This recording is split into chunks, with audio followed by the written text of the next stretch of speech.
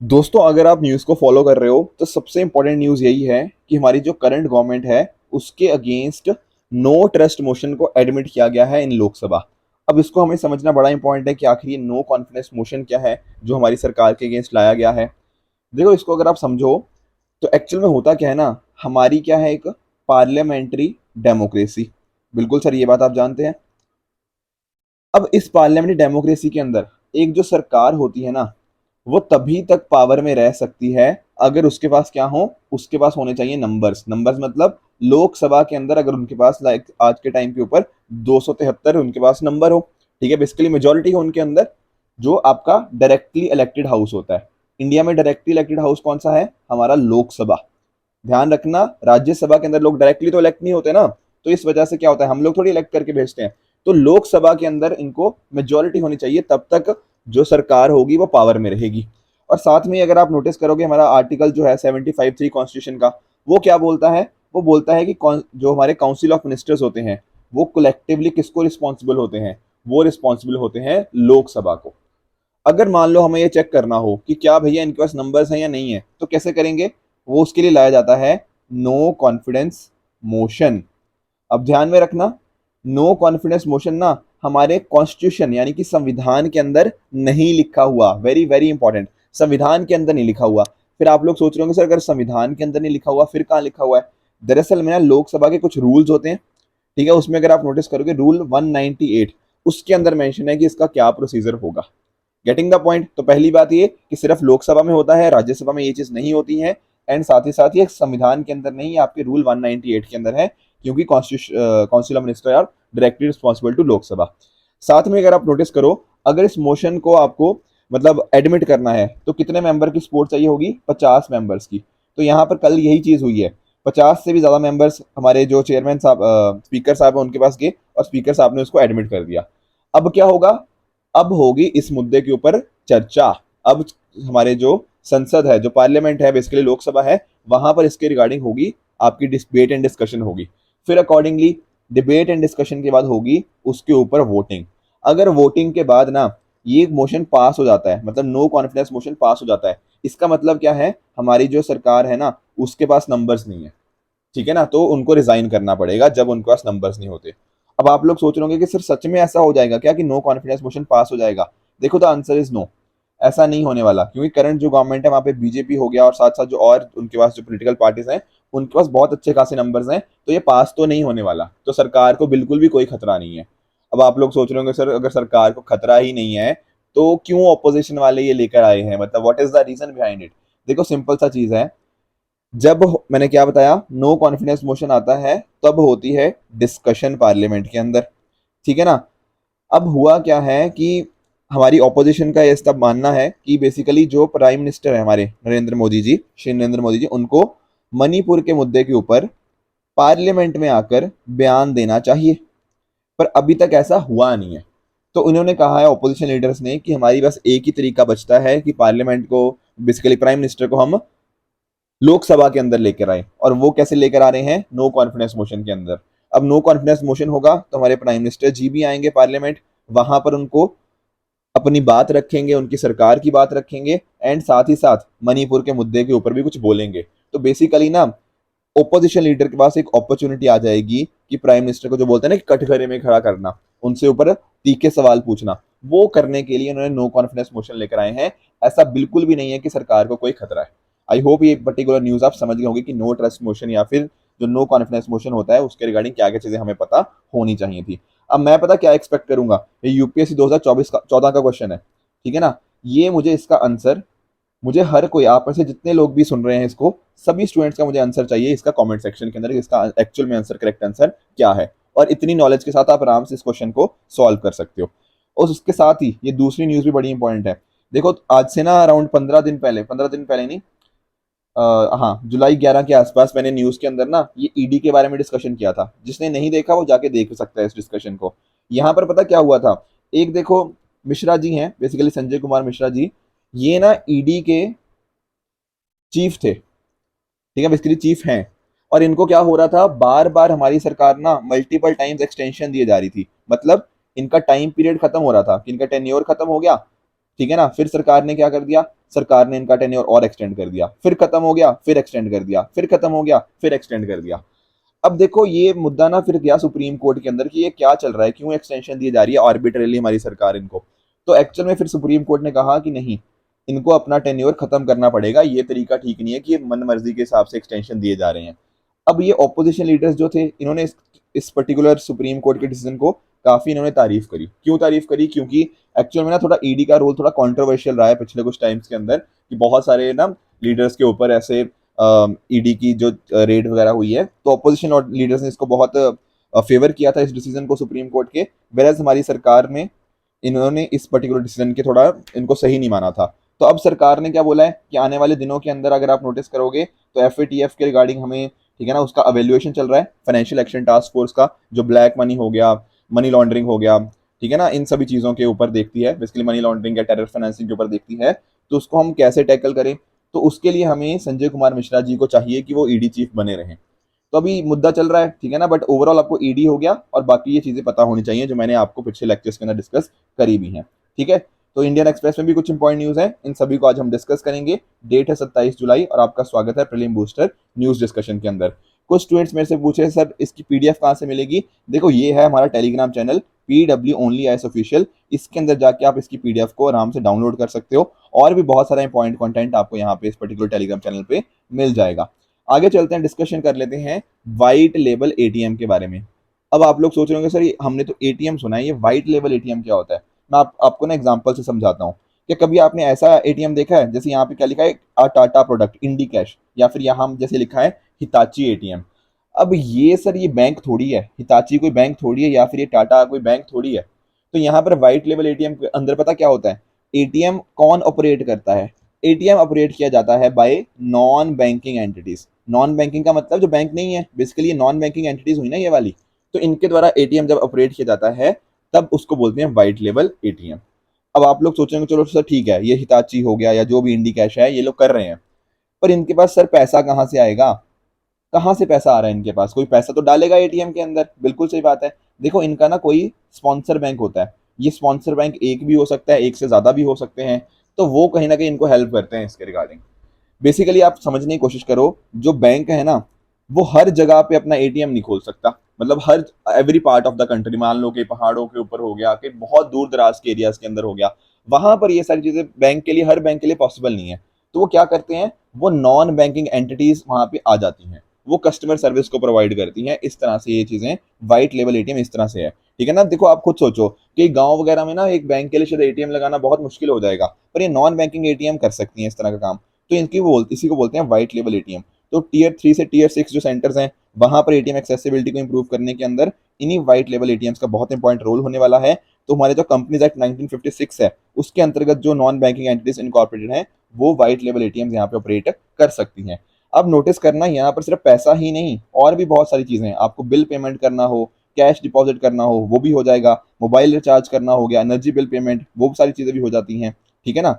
तो इस तरह से कुछ फीस वगैरह चार्ज कर जाती है थोड़ा कार्ड इशूइंग बैंक, जिस बैंक ने भी कार्ड इशू किया उससे कुछ फीस ये लेते हैं जो व्हाइट लेबल एटीएम वाले होते हैं, ठीक है ना। यहाँ पे आप नोटिस करो, जैसे एक स्पॉन्सर बैंक मैंने आपको बताया था, ठीक है, जो सेटलमेंट्स को मैनेज करता है, एंड साथ ही साथ एटीएम नेटवर्क प्रोवाइडर जो है national payment corporation of India NPCI. ये बहुत इंपॉर्टेंट है क्योंकि एटीएम्स को दरअसल में यही, इसके माध्यम से ही एटीएम्स वर्क करते हैं। तो इसका मतलब इसी के थ्रू इन्होंने लिंक किया हुआ सभी एटीएम्स को। तो ये सारी ऑपरेटिंग एंटिटीज भी हमें पता लग गई और हमें पता लग गया कि हाँ बैंक की जरूरत नहीं पड़ेगी, कहीं ना कहीं वो बाकी चीज़ों पे वर्क कर सकता है। पर इसकी ना कुछ लिमिटेशंस है। सर क्या लिमिटेशन है? लिमिटेशन देखो ये होती है कि मान लो ना आपने कोई ट्रांजैक्शन करी और वो फेल होगी, तो ऐसे केस में बहुत लंबा टाइम लग जाता है उसको सॉल्व करने के अंदर। क्योंकि पहले आप नोटिस करो इसमें ना बीच में व्हाइट लेबल एटीएम वाले आ गए हैं, तो कहीं ना कहीं स्पॉन्सर बैंक के पास जाएं या कस्टमर बैंक के पास जाएं तो बहुत लंबा प्रोसीजर हो जाता है। साथ में ही कितनी आप फ्री ट्रांजैक्शन कर सकते हो वो नंबर इनके लिए बहुत कम होता है, तो ये भी एक इशू रहता है व्हाइट लेवल एटीएम के अंदर। आई होप आप व्हाइट लेवल एटीएम समझ गए होंगे। उसी तरह से एक चीज होती है ब्राउन लेवल एटीएम। अब सर ये क्या चीज है? देखो जैसे ये है, ये आईसीआईसीआई बैंक का ही एटीएम है, यहाँ पर ओनर कौन है? बैंक ही है। व्हाइट लेवल के अंदर बैंक ओनर नहीं था, वो कोई और थे, जैसे टाटा हो गया या जो मैं बात कर रहा था इधर ना ये हिताची वगैरह की, वो ओनर थे। पर ब्राउन लेवल एटीएम के अंदर बैंक ही ओनर है, पर उसने अपने ऑपरेशंस को आउटसोर्स कर रखा है। ऑपरेशन मतलब देखो कई बार आपने यहाँ पे देखा होगा ना, एक सिक्योरिटी गार्ड बैठा रहता है, ठीक है ना, वो देखता है, चेक करता रहता है। कोई कैश रिफिलिंग का चीज हो गया, ये सारे काम ना बैंक ने आउटसोर्स कर दिए हैं। ठीक है ना, बैंक वो काम खुद नहीं कर रहा, वो सिक्योरिटी गार्ड बैंक का बंदा नहीं होगा, वो उसने सारे काम आउटसोर्स कर दिए हैं। जब ये चीजें होती हैं तो उसको बोलते हैं हम brown label ATM. I hope ये चीज भी आप समझ गए होंगे। अब ये देखो, ये भी एक प्रीवियस ईयर क्वेश्चन है 2018 का, आप इसको भी एक बार ट्राई करना, इजी क्वेश्चन है, आराम से इसको सॉल्व कर लोगे। आगे चलते हैं, हम नीपा वायरस समझ लेते हैं कि आखिर से ये नीपा वायरस क्या है। देखो अभी ना फिर से हम बात कर रहे हैं कि 9 स्टेट्स और यूनियन टेरिटरीज के अंदर हमें बैट की पॉपुलेशन देखने को मिल रही है, उसमें हमें नीपा वायरस का सर्कुलेशन हमें देखने को मिल रहा है। ऐसा ICMR, national institute of virology, इसका यहाँ पे मानना है कि नीपा वायरस सर्कुलेशन बैट के अंदर हमें देखने को मिल रहा है। अब आप लोग सोच रहे होंगे सर ये फैलता कैसे है। देखो इसके जो होस्ट होते हैं ना कि कहाँ से एक्चुअली आ रहा है, तो आपके वो फ्रूट बैट्स होते हैं। अब बैट के माध्यम से मान लो बैट ने किसी फ्रूट को खाया, जैसे मैं अगर आपसे बात करूँ ना, तो मान लो अगर बैट ने जो कच्चा खजूर होता है मान लो उसको खाता है, और बाद में कहीं ना कहीं हम जो इंसान है उसी खजूर को मतलब उसी पर्टिकुलर फ्रूट को खा लेते हैं, तो हमारे में वो आ सकता है। और एक बार मेरे में आ गया मान लो, तो मैं बाकी लोगों को भी फैला सकता हूँ, तो बाकी लोगों के कांटेक्ट में आऊंगा तो कहीं ना कहीं उनको फैला सकता हूँ। तो इस तरह से ट्रांसमिट होता है। कई बार ऐसा भी होता है कि जो ये जो नीपा वायरस है, ये पिग्स के अंदर आ गया, ठीक है ना, और पिग्स के अंदर आने के बाद वहां से अगर हम इनके कांटेक्ट में आएंगे तो हमारे में आ जाएगा। तो इस तरह से ये फैलता है। तो अगर आप थोड़ा इसकी हिस्ट्री में चलेंगे ना, तो मलेशिया हो गया, सिंगापुर हो गया, यहाँ पर सबसे पहले हमें नीपा वायरस लोगों के अंदर देखने को मिला था। आपका ये जो वायरस की फैमिली है ना हनीपा वायरस, यहाँ पे इसके थ्रू इस फैमिली को ये बिलोंग करता है। और एक बार पर्सन को हो जाए ना, तो देखो बहुत ही हाई प्रोबेबिलिटी है कि पर्सन की डेथ भी हो सकती है। 40 to 75% केसेस के अंदर हमें डेथ देखने को मिल जाती है। ये एक जूनोटिक वायरस है। जूनोटिक का मतलब एनिमल से ह्यूमन के अंदर फैलने वाला। फ्रूट बैट मैंने बताया, फ्लाइंग पॉक्स वो इसका रिजर्वायर है, फिर उसके बाद पिग्स के थ्रू हो गया या डायरेक्टली भी हमारे तक ये पहुंच सकता है। सिम्टम्स क्या होते हैं इसमें? बुखार हो गया आपको, ठीक है ना, हेडेक हो गया, सरदर्द हो गया, आपको थोड़ा लेजीनेस फील होती है, ड्रॉजी आप फील करते हो, और बाद में आपके मेंटल कंफ्यूजन और कोमा भी हो सकता है, और इन दी एंड डेथ भी पॉसिबल हो सकती है। ठीक है ना। प्रिवेंटिव मेजर यही है कि आप कहीं ना कहीं अगर कोई पर्सन इन्फेक्टेड है उससे फिजिकल कॉन्टैक्ट अवॉइड करो। अगर किसी पर्सन का ध्यान रखना है तो बॉडी ध्यान से रखो, अपने हाथ वगैरह धोते रहो, ठीक है ना। और साथ साथ ये जो कच्चे खजूर का रस होता है ना, ये है कच्चा खजूर, इसके रस से थोड़ा इसको मत कंज्यूम करो, ठीक है। जो टोडी होती है, बहुत सारे अलग अलग एरियाज, स्पेशली मैं बात करूँ ना, तो साउथ इंडिया के अंदर ना टॉडी बड़ा फेमस है, इसकी टॉडी जो ड्रिंक होती है उसको कंज्यूम ना करो, क्योंकि ये इन्फेक्टेड होने के चांसेस थोड़े ज्यादा है। ठीक है। अगर अगर आपको लगता है किसी जगह पे किसी फ्रूट के ऊपर कोई बैट ने बाइट किया हुआ है, किसी चमगादड़ ने बाइट किया हुआ है, तो उसको मत खाओ। ठीक है। तो ये चीजें रिक्वायरमेंट है, ध्यान रखना। इसकी कोई प्रॉपर ट्रीटमेंट नहीं है, ठीक है ना, बट यही है कि पर्सन जब बीमार होता है तो उसकी प्रॉपर केयर रखी जाती है। अगले टॉपिक की तरफ बढ़ते हैं, that is T+1 trade settlement. अब सर ये क्या है T+1 ट्रेड सेटलमेंट, इसको समझते हैं। देखो मान लो एक कोई पर्सन है, मान लो पर्सन ए, ठीक है, इसके पास अलग अलग मतलब इसको लेट्स से कोई स्टॉक खरीदना है, कोई बॉन्ड खरीदना है, कोई फ्यूचर खरीदना है, इस तरह की चीजें कुछ खरीदनी है, ठीक है। तो पता क्या होता है, ये क्या करेगा, ये पैसे भरेगा। मान लो कि कुछ स्टॉक खरीदना है, मान लो 100 रुपए का स्टॉक था, तो इसने क्या किया, इसने 100 रुपए का ना आज स्टॉक खरीदने की रिक्वेस्ट डाल दी, ठीक है। तो 100 रुपए इसके अकाउंट में से डिडक्ट होंगे, बिल्कुल ठीक बात है। तो जिस दिन ना इसने ये रिक्वेस्ट डाली, उसको हम क्या बोलते हैं, उसको बोलते हैं हम ट्रांजैक्शन डेट, या फिर उसको ट्रेड डेट भी बोलते हैं। ट्रेड डेट क्यों बोलते हैं, ट्रांजैक्शन डेट क्यों बोलते हैं? क्योंकि इस पर्टिकुलर डेट को, मान लो जैसे आज के हम बात करें 27 जुलाई, ठीक है ना, 27 जुलाई को भाई साहब ने रिक्वेस्ट भेजी है कि मुझे ये वाला स्टॉक या बॉन्ड या फ्यूचर है, जो भी इस तरह की चीजें हैं उसको खरीदना है, ठीक है। तो ये प्रोसेस यहाँ से स्टार्ट हो गया 27 जुलाई को। मान लो फिर क्या होगा, ये ब्रोकर के थ्रू कहीं ना कहीं इसके पास क्या होगा, इन दी एंड इसके पास जो भी इसने स्टॉक खरीदना था वो स्टॉक आ जाएगा। तो जब वो सारा चीजें हो गया, तो कहीं ना कहीं तब हम बोलेंगे कि जो पूरा प्रोसेस है वो कंप्लीट है कि नहीं। देखो पहले दिन तो 27 जुलाई को तो बस इसने रिक्वेस्ट भेजी थी कि हाँ यार ये चीजें होगी, फिर उसके अकाउंट तक आने तक ये सारा पूरा प्रोसेस होता है, तब हम बोलेंगे कि हाँ जी प्रोसेस ये सारा कंप्लीट हो गया। तो इस पर्टिकुलर प्रोसेस के अंदर ना मान लो अगर 2 दिन लग जाते हैं, 2 वर्किंग डेज लग जाते हैं, तो हम पता क्या बोलेंगे, इसको बोलेंगे T+2। टी का मतलब यहाँ पे क्या है कि इस दिन ट्रांजेक्शन हुई, आपने ट्रांजेक्शन किया, उसके विद इन 2 दिनों के अंदर आपको उसका पूरा जो आपका जो पूरा कॉन्ट्रैक्ट था वो कंप्लीट हो चुका है। Getting it? तो इसको बोलते हैं सेटलमेंट डेट।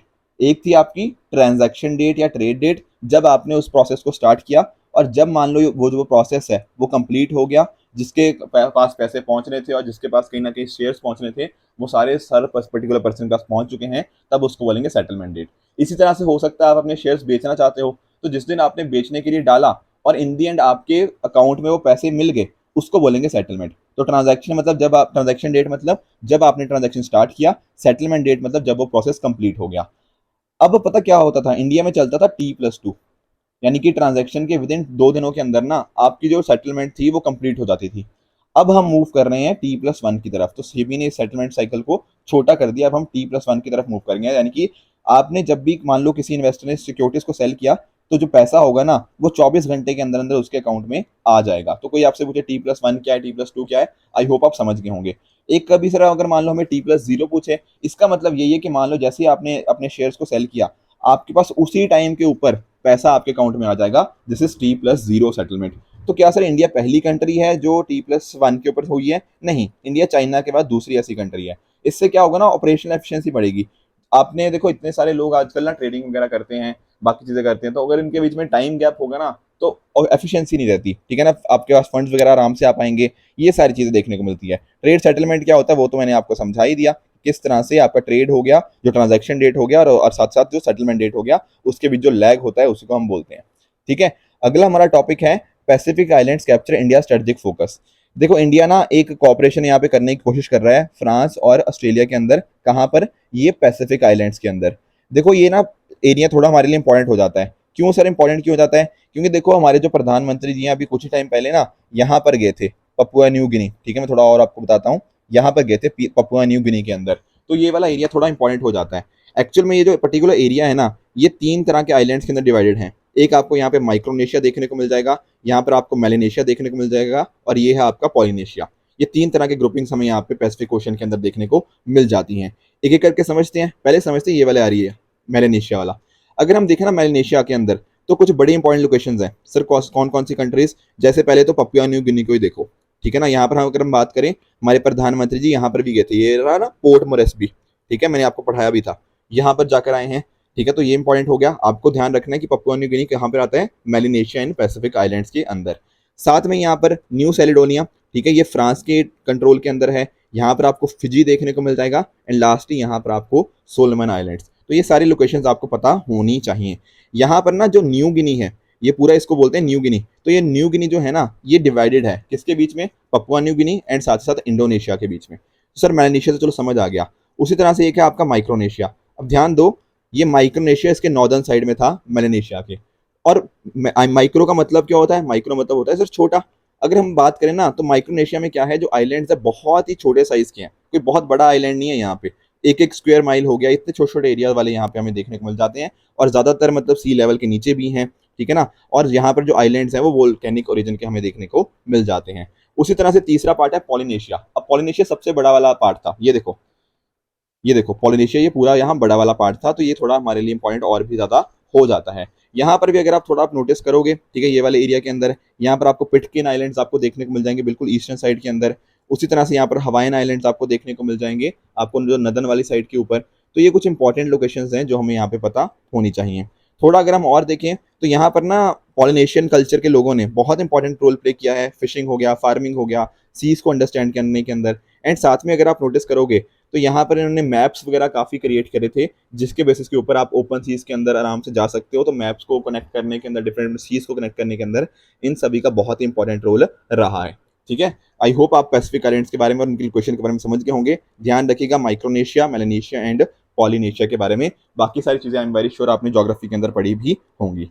तो आज के डिस्कशन के बेसिस के ऊपर दो तो मैंने आपको प्रीवियस ईयर क्वेश्चन बताए, ठीक है, उनका मुझे आप नीचे कमेंट्स में आंसर बताओगे, और इन तीनों क्वेश्चंस का भी मुझे आप नीचे कमेंट्स में आंसर बताओगे। कल जो क्वेश्चन पूछे थे उनका मैं क्विकली एक बार आंसर बताता हूँ। काउंटर वेलिंग ड्यूटी, क्या ये होता है कि जब उनको डंप किया जाए बिलो द लो प्राइसिंग? ये बात गलत है। देखो ये बात हो रही थी किसकी? एंटी डंपिंग ड्यूटी की, कि अगर मान लो वो काफी लो प्राइस पे सेल कर रही है, उसको बोलते थे हम एंटी मतलब डंपिंग, एंड उसको प्रोटेक्ट करने के लिए हम एंटी डंपिंग ड्यूटी लगाते थे। जब हम बात करते हैं ना काउंटर वेलिंग ड्यूटी की, मैंने समझाया था, ये क्या कर रहे हैं, हम काउंटर कर रहे हैं। क्या काउंटर कर रहे हैं? कि वहां की गवर्नमेंट ने ना कुछ सब्सिडी दी है, हम चाहते हैं कि उस सब्सिडी की वजह से जो प्राइसेस कम हुए ना, उसको हम कहीं ना कहीं काउंटर कर पाए, उसका मतलब है काउंटर वेलिंग ड्यूटी। तो ये फॉल्स हो जाएगा। महादेवी वाइल्ड लाइफ सेंचुरी का केरला के अंदर है, बिल्कुल गलत है। यहाँ पर हमें ये गोवा के अंदर देखने को मिलती है। सीबीएफसी की बात करें तो क्या ये स्टैट्यूटरी बॉडी है? बिल्कुल करेक्ट है, अंडर मिनिस्ट्री ऑफ आईबी। तो ये सारी स्टेटमेंट बिल्कुल इस तरह से थी। एक क्वेश्चन मैंने और भी पूछा था आपसे इंपोर्ट कवर के बारे में। देखो इंपोर्ट कवर बेसिकली होता है ना कि कंट्री के कुछ रिजर्व्स होते हैं, ठीक है ना, उन रिजर्व्स के बेसिस के ऊपर हम कितने महीनों का इंपोर्ट करवा सकते हैं, दैट इज इंपोर्ट कवर। अब जैसे फॉर एग्जांपल आप देखो 1991 के अंदर हमारे पास रिजर्व्स ही बहुत कम थे, तो उस टाइम पर हम बहुत ही कम दिनों का हम इंपोर्ट करवा सकते थे। पर अब अच्छे खासे रिजर्व्स हैं, तो कई महीनों का हम यहाँ पर हमारे पास इंपोर्ट कवर है, तो उसी को यहाँ पे बोलते हैं। तो option D will be the correct answer. PDF के बारे में मैंने आपको बता ही दिया, इस टेलीग्राम चैनल पे आप जा सकते हो, ठीक है ना। आई होप आप सभी को आज का सेशन अच्छे से समझ आया होगा। इसी तरह से आप भी अपने एंड पे हार्डवर्क करते रहिए। Good bye and good luck.